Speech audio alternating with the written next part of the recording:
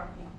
Well, it's just the relationship we have. I think there's a great trust and a great, more than most countries, more than almost any countries. We have some in a category that's very special, and Poland is in that category.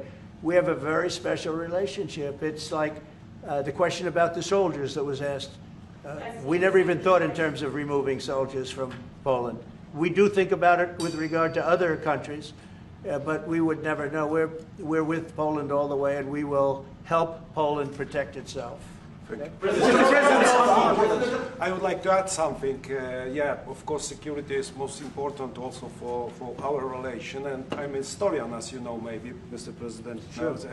I'm a historian, and this is the first time in Polish history, in 20th century and the 21st century, that the Poles are happy that we have foreign soldiers in Poland. So the American soldiers are the part of our society nowadays. We have almost 10,000 soldiers, and this is the signal to the whole world and also to the Russian Federation that we are together.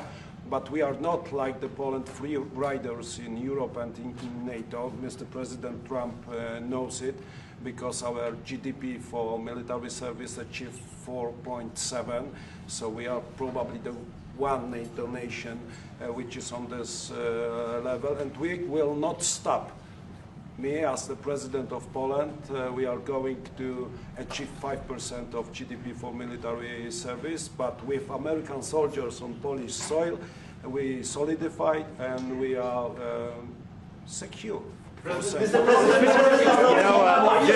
about that, Poland was one of two nations that paid more than they were supposed to with NATO. I don't know if anyone knows that, but there were two nations, and Poland paid more than they were supposed to. They thought it was low. And by the way, since then, at my request, they've raised it from 2% to 5%. But Poland was one of two nations that paid more than they were supposed to, which was a very nice thing. Yeah. Were you upset that you were not invited to the parade in Beijing?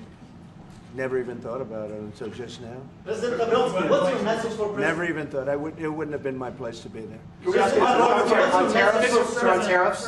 Will you visit a restaurant in D.C.? You haven't gone to. I might.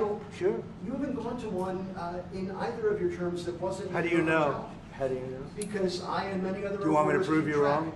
Do you want me to prove you wrong? Yes, please. But I will. I think it's something we could consider doing. I'd love to do it. I love the White House food, but after a while, I could see going to a nice restaurant. It's safe. If you would have said, like the Governor Moore wanted me to go and walk through Baltimore with him, and I said, I think I'm a brave guy, but there's no reason to be stupid. They have crime that's at levels that nobody's ever seen before in Baltimore. They've done a terrible job. We'd go into Baltimore, straighten it out very quickly, too. You know why? They respect our soldiers. You see our soldiers. They respect our soldiers. We'd go there, too. But we're going to have people asking us to go. They're going to want to, and I think the people of those places the politicians are not in tune with the people. The people in Chicago, the people in Baltimore, the people in all of the places we talk about, they want to see us there. And I think we're pretty much waiting till we get asked, and properly. Because we're doing them a big service. Yeah, please. You're talking about how historic these tariffs have been, bringing in revenue, additional revenue for our country. You've also mentioned before they could possibly replace federal income tax. Possible. Do you think that's... Someday it's possible. It used to be. So if you go back to 1913 is when they ended tariffs. We were the richest ever from 1850. It was all tariffs. We didn't have income taxes. From 1850 to 1913. In the 1887s, about 1887, they had the Great National Tariff Act. And it was a group of people that got together because our country was so rich, they didn't know what to do with the money.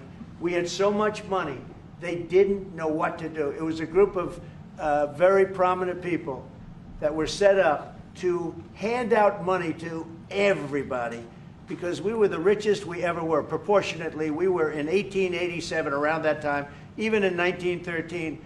We ended them in 1913.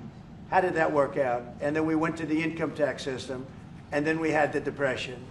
And by the way, a lot of people try and say that, oh, tariffs with the Depression. No, they ended in 1913, and then we went to income tax, and then in 1929 you had the Depression. They did try and bring it back in 1931-32, but the Depression had long started, and this poor, beautiful nation was gone. It was gone. We suffered for 25 years. It took 25, 30 years to really recover from the Depression. And we don't ever want to see that happen again. The tariffs are vital to the success of this country. When I say I ended 7 wars, at least half of those wars were ended because of the power of tariffs. I was able to say, well, we're not doing any business with you, or if you're going to war, we're putting a big tariff on you. And all of a sudden they announced that the war was settled. I settled 7 different wars, one going 31 years, look at the Congo and Rwanda, look at that, 31 years, 10 million people dead, I got it settled. And a little bit of that one, less than in some cases, had to do with trade and had to do with tariffs. So, you know, tariffs are vital to our country.